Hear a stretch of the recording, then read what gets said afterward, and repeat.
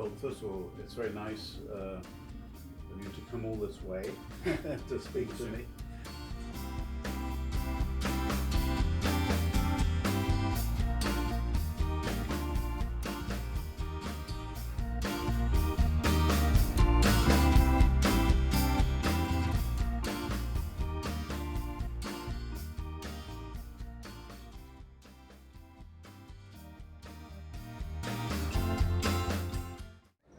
안녕하십니까 백초경제학 시청자 여러분.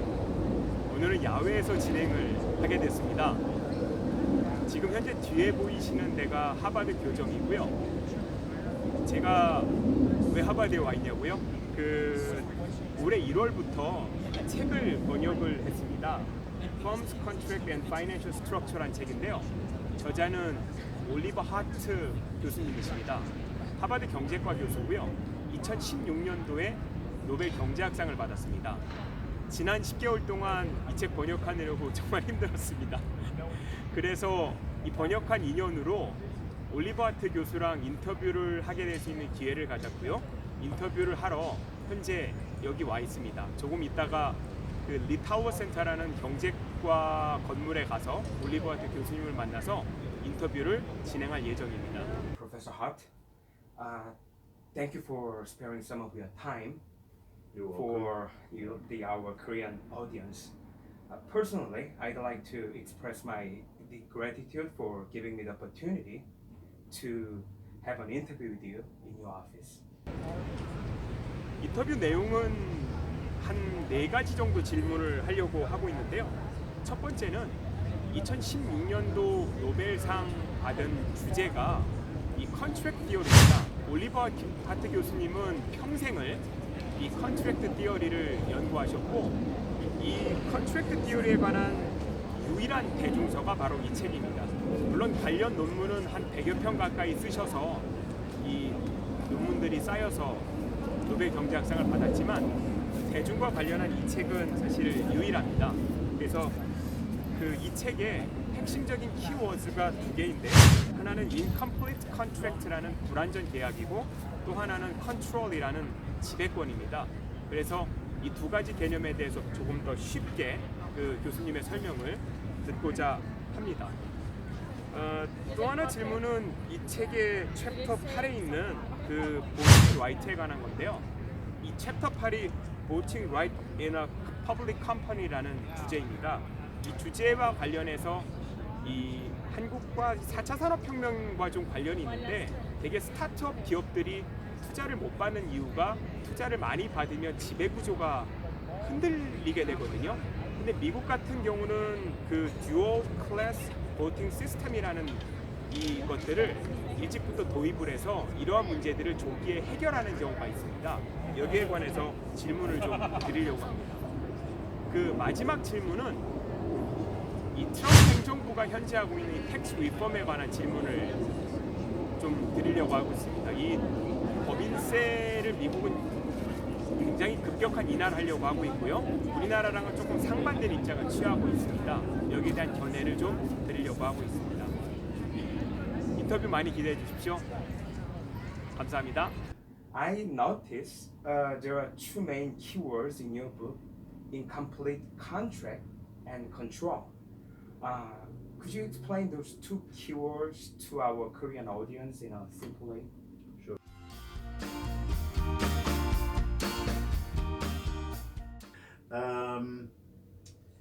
So incomplete contracts and control, those are sort of basic elements of my work. So incomplete contracts, that just refers to the fact that many contracts that people write, either individuals or firms, Yes. with each other, will not specify everything that's meant to happen. It's just too difficult to do it, particularly in an economic relationship which extends over time, because when we are getting into some economic relationship which is going to last for perhaps many years, in principle we would like just to know what we should be doing with each other, Yes. you know, which might be you're supplying me with something and I'm going to pay you something for it. But we might be talking about something 5-10 years from now. Okay? In an ideal world, we would anticipate what my needs will be and your costs will be 10 years from now. And so we could write into the contract exactly how much you will be supplying me and exactly what it should be and how much I should pay you. That would be a sort of complete contract. But in reality, it's too hard to think ahead. And so the contract we write will not specify everything which matters in our relationship. So that's one. And it, by the way, even simple transactions, if you enter into a contract, if you really think about it, there's probably some ambiguity there. Because it's just hard to, when we use words in a contract, and words are not that precise. So, okay, so contracts people write will have things missing and will also be ambiguous, and that's what incomplete contracts means. Now the second part, control. Okay. Given that the contract that people write with each other will be incomplete, a critical question from an economic point of view is who gets to decide on the things that are left out of the contract. So as we move forward in our relationship, let's say 5 years have passed, and now we want something to happen, and we look at the contract to see what the contract says should happen, and the contract is not completely specific about it, then somebody has to decide what happens. And I call this, and my co-authors and I call this residual control rights or residual decision rights. Who has them? So if the contract was complete, it wouldn't matter, because control wouldn't be important since there's nothing left out of the contract. But when the contract leaves things out, then the person who has the right to decide on the missing things, that becomes important, that right, and who has that right, and I call that residual control rights. And so that's the control part of it. And I mean, just to give an example, because in my work I've argued that residual control rights often go together with ownership of an asset. So to take an example, think of your house. You live in a house. You might rent the house or you might own the house. If you own the house and you decide you'd like to have a different paint color on the walls, you'd like to paint the walls brown instead of white. Because of ownership, right? Yeah. Because of ownership. Well, I'm saying that's what you want to do. You're bored with the old paint color and you'd like to repaint. Okay. As the owner, you have the right to do that. If you rent, though, you don't have the right to do that. You would have to get the landlord's or landlady's permission. That's an example of a residual control right. Your rental contract will typically not specify anything about painting or repainting. So that then, because the contract is incomplete on that dimension, we then ask, well, who has the right to decide on the paint color? Well, it's a residual right because it's not in the contract, and it goes with ownership. If you rent your house, then you're not the owner, the landlord is the owner. So the landlord has that right, and if you want to change the color, you would have to get their permission.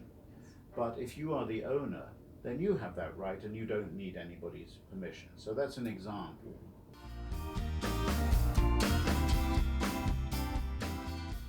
This question is a little bit technical, actually.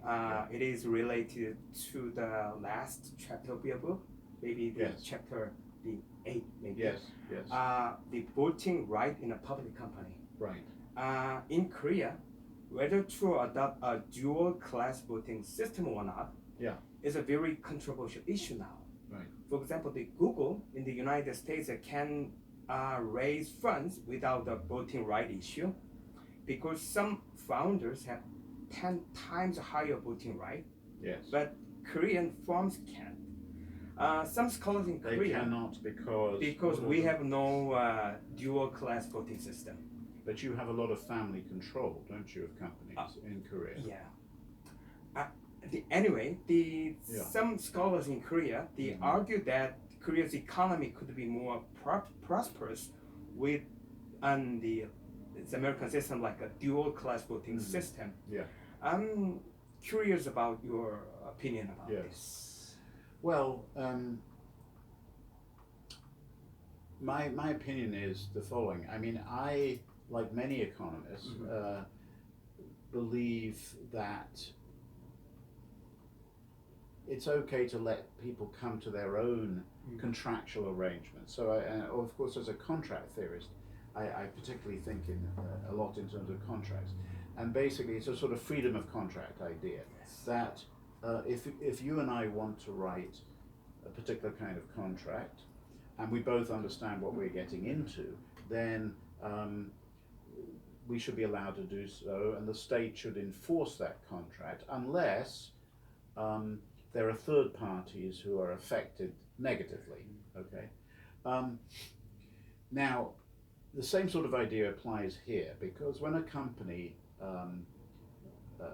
goes public, say, I think we're talking about public companies, right? Yeah. So when they go public, they issue shares which ordinary people buy, and when you buy a share, you are entering into a contract with a company, and by and large, I think that the company and you should be able to enter into any contract you and they like, and that would include the possibility that you would agree not to have votes or to have fewer votes.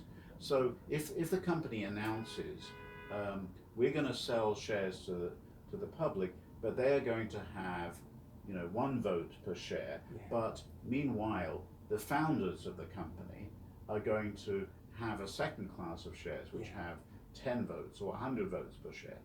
If that's made clear to everybody, then I think it's okay. Because when I buy shares in that company, I know I am getting shares with fewer votes per share than the shares that some other people have, and I willingly enter that transaction. I have my eyes open, and that seems fine to me. If I don't like that idea, if I don't want to be a shareholder in a company where somebody else has many more votes per share than I do, well, then I don't have to buy the shares. That's my choice. And just to sort of build on that point, if the people who buy these shares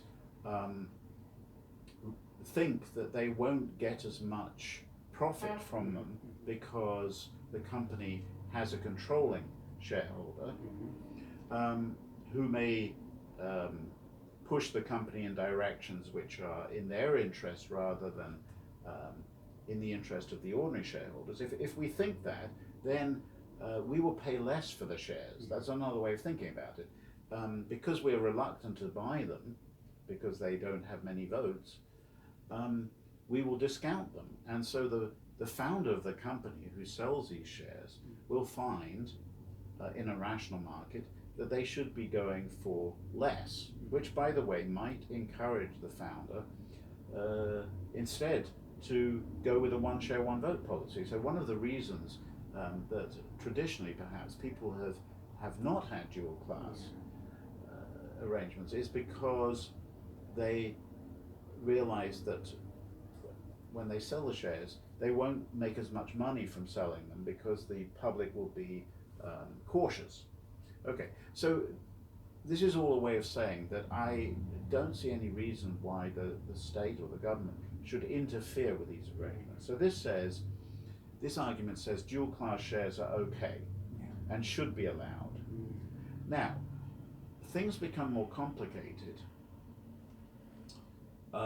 later in the relationship. So this, by the way, is very much connected to the whole idea of incomplete contracts. So what we tend to see is that these companies, they issue shares with lower votes per share, and then later they might decide to issue some more shares, and let's say which will further dilute the voting interests of the public shareholders, while allowing the founders to maintain control. So there's just been a case like this involving Facebook. Mark Zuckerberg, I think, well, actually he wanted to, I have to remember whether I can get it, see whether I can get this right, but basically he had a controlling stake, but he wanted to sell a lot of the of his shares and still retain control.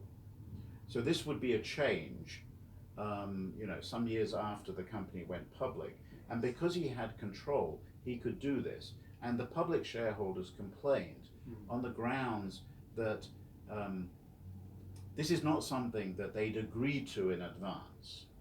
So let me be a little more specific about this, and I have to apologize if I don't get the details exactly right, but I think it was something like this.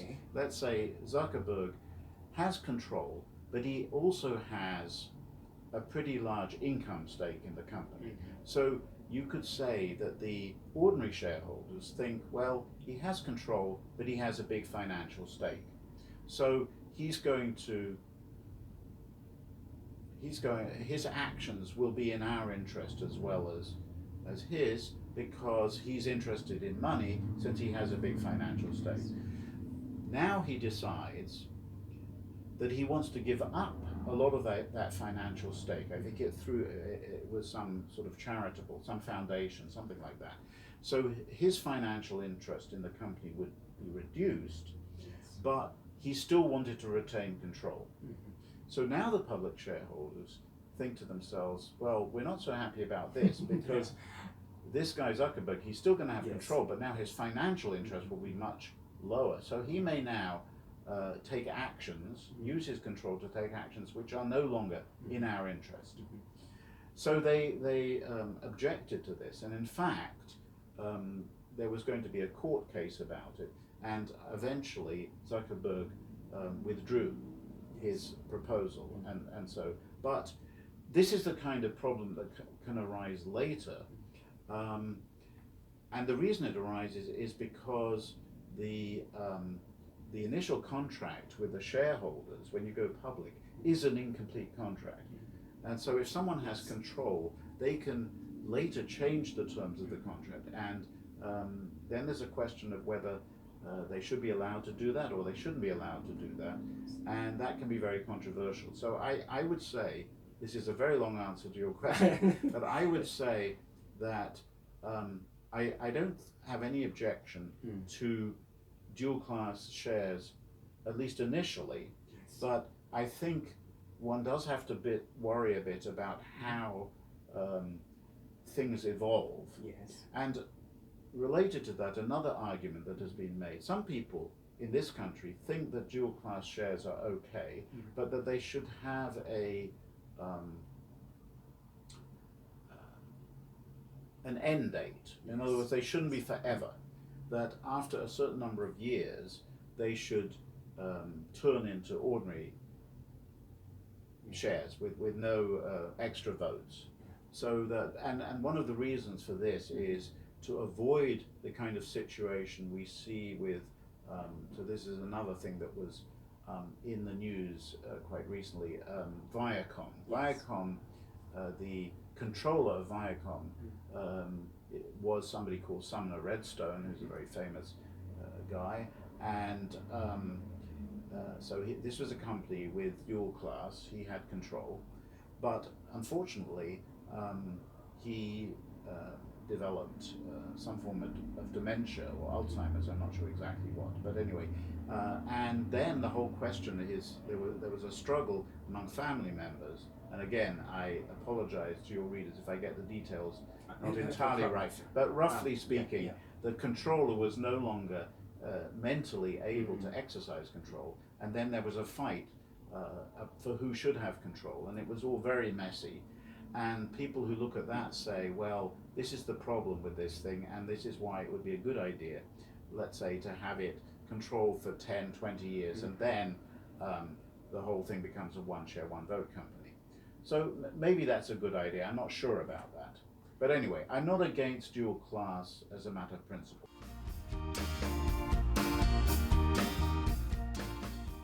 This may be the last question, Professor. According to the newspaper, the United States newspaper, one of the main economic policies of Trump administration is tax reform, which is a sharp decrease in business tax rate in the highest bracket from 35% to 20%.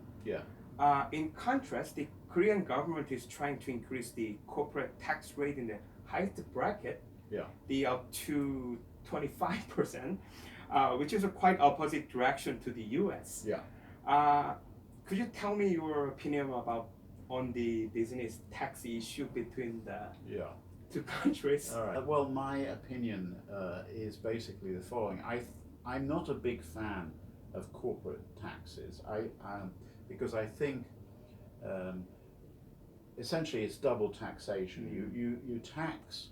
A corporation makes some money, some profit, and it gets taxed at the corporate level, and then they distribute it perhaps as a dividend to shareholders, who then pay tax again. As part of their personal, it's part of their personal income, so they pay tax on that. So you tax twice, and I think many economists don't think that makes sense. So I actually would be in favor. I'm in favor of lower corporate taxes, but I don't think that means that we should reduce the overall level of taxation. So I would reduce the corporate tax rate, but raise the income tax rate correspondingly. And the Trump administration and Republicans generally are all in favor of lower taxes, as opposed to, or many of them, not all of them. I think some Republican economists would be more would agree, be closer to my position, which is let's simplify the tax code, and double taxation is an example of a complexity. Let's get rid of this sort of thing, make the whole thing simpler. But that doesn't mean that you reduce overall taxes. I, in fact, would be in favor of increasing taxes on the rich, because I think income inequality has gotten much bigger. Everyone has noted that. Now it's generally accepted. It's striking, and there's no reason. Given that, why shouldn't we? If we want to change taxes, we should be increasing them on the rich and do a bit more income redistribution. But at the same time, as I say, you could reduce corporate taxes.